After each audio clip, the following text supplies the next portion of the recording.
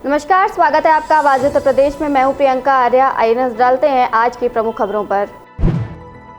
3 दिवसीय दौरे पर लखनऊ पहुंचे पीएम। इंदिरा गांधी प्रतिष्ठान में कार्यक्रम में प्रधानमंत्री नरेंद्र मोदी, रक्षा मंत्री राजनाथ सिंह और यूपी सीएम योगी आदित्यनाथ के साथ राज्यपाल आनंदीबेन पटेल, केंद्रीय मंत्री कौशल किशोर सहित तमाम पार्टी के नेता और अधिकारी मौजूद रहे। इंदिरा गांधी प्रतिष्ठान में आयोजित न्यू अर्बन कॉन्क्लेव पर आधारित प्रदर्शनी का अवलोकन करने के बाद अमृत महोत्सव के तहत आयोजित 3 दिवसीय अर्बन इंडिया कॉन्क्लेव का प्रधानमंत्री ने उद्घाटन भी किया।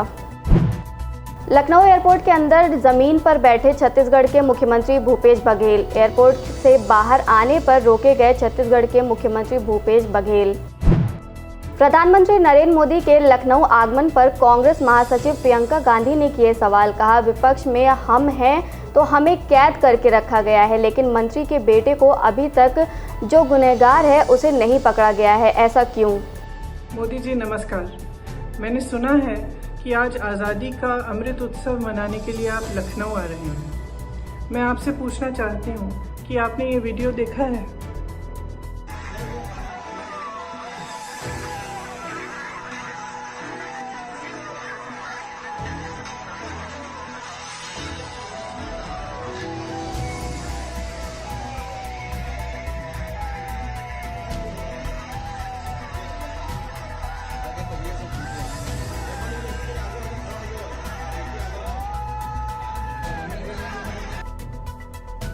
ये वीडियो आपके सरकार के एक मंत्री के बेटे को किसानों को अपनी गाड़ी के नीचे कुचलते हुए दिखाता है। इस वीडियो को देखिए और इस देश को बताइए कि इस मंत्री को बर्खास्त क्यों नहीं किया गया है और इस लड़के को अभी तक गिरफ्तार क्यों नहीं किया गया है। मेरे जैसे विपक्ष के नेताओं को तो आपने हिरासत में बगैर किसी ऑर्डर, बगैर एफआईआर के रखा है। मैं जानना चाहती हूँ कि ये आदमी आज़ाद क्यों है। आज जब आप आज़ादी के अमृत उत्सव की महफिल में मंच पर बैठे रहेंगे मोदी जी, तो आप याद करिए कि आज़ादी हमें किसानों ने दिलवाई। आज भी इस देश की सुरक्षा सीमाओं पे किसानों के बेटे करते हैं। किसान महीनों से त्रस्त है, अपनी आवाज़ उठा रहा है और आप उसको नकार रहे हैं। मैं आपसे आग्रह करती हूँ, लखीमपुर आइए ना। जिन्होंने आज़ादी दिलवाई, जो अन्नदाता है इस देश का, जो आत्मा है इस देश का, उसकी पीड़ा समझिए, सुनिए। इनकी सुरक्षा करना आपका धर्म है। जिस संविधान पर आपने शपथ लिया उसका धर्म है और उसके प्रति आपका कर्तव्य है। जय हिंद, जय किसान। उत्तर प्रदेश में सरकार द्वारा विपक्ष के नेताओं की गिरफ्तारी पर सपा प्रवक्ता अनुराग भदौरिया ने रोष व्यक्त किया है। साथ ही सोशल मीडिया में लखीमपुर में हुई घटना के वीडियो की सत्यता की मांग भी की है। उत्तर प्रदेश में भारतीय जनता पार्टी सरेआम लोकतंत्र की हत्या कर रही है। लखीमपुर में 4 किसानों की मौतें हुई हैं। हम अपने परिवार से मिलना चाहते हैं, लेकिन सरकार किसी को वहां जाने नहीं दे रही है। कल समाजवादी पार्टी के राष्ट्रीय अध्यक्ष जी निकले तो उनको हाउस अरेस्ट कर लिया, फिर बाहर निकले तो उनको अरेस्ट करके बैठा दिया इको गार्डन में। विपक्ष के नेताओं को आप वहां जाने नहीं देना चाहते, इसके मतलब आपकी नीयत में शक है और सरकार यहाँ पे सिर्फ और सिर्फ तानाशाही चलाना चाहती है, लोकतंत्र का गला घोंट रही है। सुप्रिया श्री नेता ने योगी सरकार पर साधा निशाना। उत्तर प्रदेश में लगातार रक्षक क्यों बन रहे भक्षक? क्यों गोरखपुर पुलिस की बर्बरता से मनीष गुप्ता की जान गई? क्यों वहां के आला अधिकारी एफआईआर लिखने से एक पत्नी को हतोत्साहित कर रहे थे? क्यों एक निर्दोष आदमी की असहाय पत्नी मीनाक्षी अपने 4 साल के बेटे के साथ न्याय की गुहार लगा रही है? उत्तर प्रदेश में जंगल राज का एक और उदाहरण अब सामने आया है और ये कहीं और की वारदात नहीं है। ये मुख्यमंत्री के गृह क्षेत्र गोरखपुर का मामला है। कानपुर की रियल एस्टेट कंपनी में काम करने वाले मनीष गुप्ता अपने 2 मित्रों के साथ गोरखपुर जाते हैं और वहां पर तलाशी के नाम पर पुलिस आकर उनके साथ जबरदस्ती जबरन बर्बरता करती है, जिसके चलते उनकी जान चली जाती है। पोस्टमार्टम रिपोर्ट तक में उनके सिर पर गहरा आघात होने के कारण मृत्यु का कारण सामने आया है। जब उनकी पत्नी एफआईआर लिखवाने आती है तो पुलिस के आला अधिकारी एसएसपी डीएम साहब की मौजूदगी में उसको हतोत्साहित करते हैं और उसके बाद एक लंबी लिस्ट नामों की दी जाती है, लेकिन कुछ ही नामजद किए जाते हैं एफआईआर में। ऐसा क्यों है? ये निरंकुशता कैसे है? कार्रवाई क्या सिर्फ एसएचओ के खिलाफ होगी? एसएसपी के खिलाफ कोई कार्रवाई नहीं होगी क्योंकि वो भाजपा नेता सत्यपाल जी के दामाद हैं। ये निरंकुशता कब तक चलेगी? अगर ये ध्वस्त कानून व्यवस्था नहीं है तो कानून व्यवस्था ध्वस्त होने का मतलब क्या होता है? बार बार उत्तर प्रदेश में रक्षक ही क्यों भक्षक बन जाता है? क्यों उत्तर प्रदेश की पुलिस को लगता है कि वो आम जनता के साथ ये बर्बरता कर सकती है? खबर कानपुर से है, जहां नेशनल कांग्रेस पार्टी के कार्यकर्ताओं ने कानपुर के बड़े चौराहे पर धरना प्रदर्शन कर सरकार को आड़े हाथों लेने का काम किया। कांग्रेसी नेता नौशाद आलम मंसूरी का कहना है कि जिस तरह से किसानों की हत्या की गई है, उनका कहना है कि इंसान को कुचला जा सकता है लेकिन आंदोलन को कुचला नहीं जा सकता। आग में फंसे परिवार को पुलिस ने बचाया। बर्रा के सचान चौराहे पर स्थित हार्डवेयर की दुकान में लगी आग, कार समेत लाखों सामान जलकर हुआ राख। दुर्घटना में मिलने पर पॉइंट पर तैनात सिपाहियों की सतर्कता से आग में फंसे मां बेटे को बचाया गया।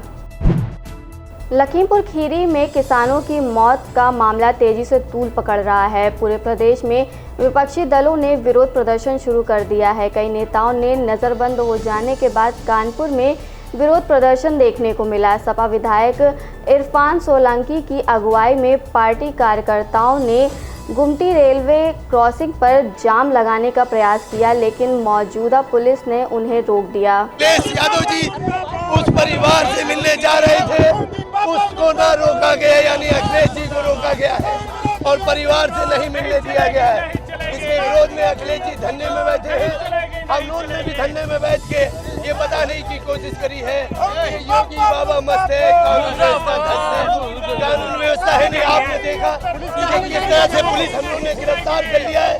अब अल्लाह जाने ये कहाँ लिए जा रहे हैं। 2022 के विधानसभा चुनाव को लेकर सपा ने पूरी तरह से कमर कस ली है। आज रायबरेली में समाजवादी पार्टी के राष्ट्रीय महासचिव इंद्रजीत सरोज रायबरेली पहुंचे, जहां सपा कार्यकर्ताओं ने उनका गर्मजोशी के साथ स्वागत किया। वहीं शहर के रिफॉर्म क्लब में जनसभा को संबोधित किया व आगामी चुनाव को लेकर पार्टी पदाधिकारियों व कार्यकर्ताओं को चुनावी टिप्स भी दी। मीडिया से बात करते हुए सपा के राष्ट्रीय महासचिव इंद्रजीत सरोज ने योगी सरकार पर जमकर हमला बोला। पूर्व मुख्यमंत्री उत्तर प्रदेश आदरणीय अखिलेश यादव जी के निर्देशन पर हमारे अगुवाई में जनादेश यात्रा का कार्यक्रम चल रहा है। ये पीलीभीत जिले से प्रारंभ हुआ है और उत्तर प्रदेश के कई जनपद होते हुए आज रायबरेली में पहुंचा है। अगर ये लखीमपुर का पहले तो मैं लखीमपुर में जो 8 लोग अभी तक जो सूचना मिली है, जो शासन और प्रशासन की लापरवाही से लोग मारे गए हैं, उनके प्रति मैं श्रद्धांजलि अर्पित करता हूँ और उनके परिवार वालों को ठाठस बताता हूँ।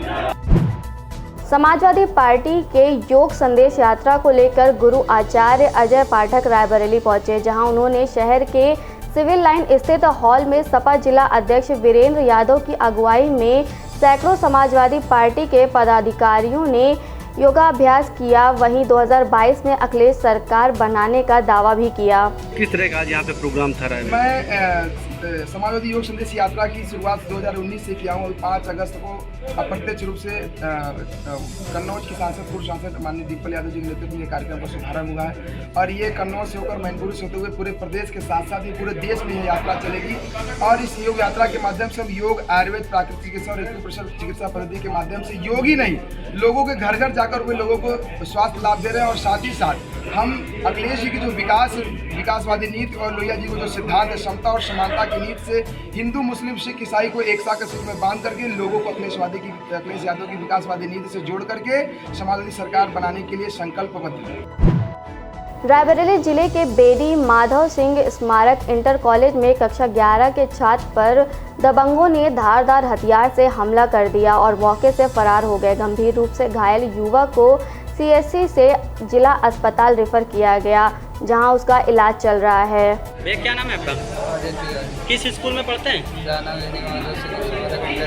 क्या हुआ, क्या घटना? हम स्कूल से आ रहे थे, हमारी साइकिल में ठोका था। हमने कहा कि साइकिल पर ठोका है, गाड़ी दिया। हम उनके पास गए तो हमको चक्कू से मारा। पूरा मामला? हाँ, अजय तिवारी 16 साल का आया था, उसको यहाँ पे कट था और यहाँ पे और कान के पास, तो CSC जगतपुर से रेफर था, यहाँ प्राइमरी ट्रीटमेंट करके उसको एडमिट कर दिया गया। क्या बताया गया, क्या हुआ था? तो उनके साथ वाले बता रहे थे किसी ने कुछ धारदार हथियार से मार दिया है।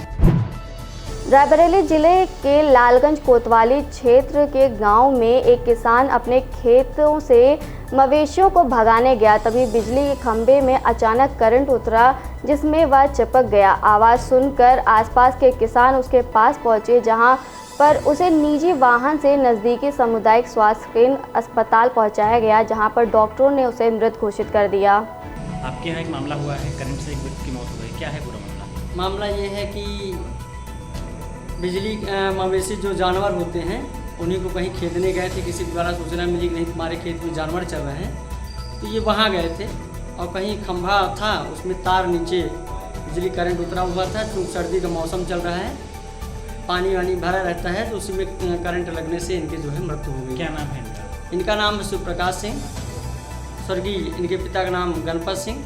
अच्छा, इनके क्या कितने बच्चे हैं? इनका एक बच्चा है, वही 5 साल का होगा लगभग, और इनकी पत्नी नहीं रह गई।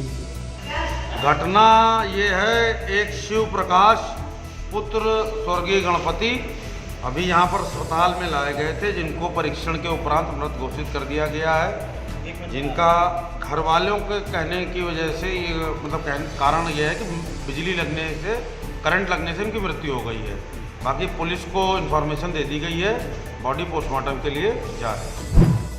आज की खबरों में बस इतना ही। हम आपसे फिर मिलेंगे अगले बुलेटिन में, तब तक मुझे और मेरी टीम को दीजिए इजाज़त। नमस्कार।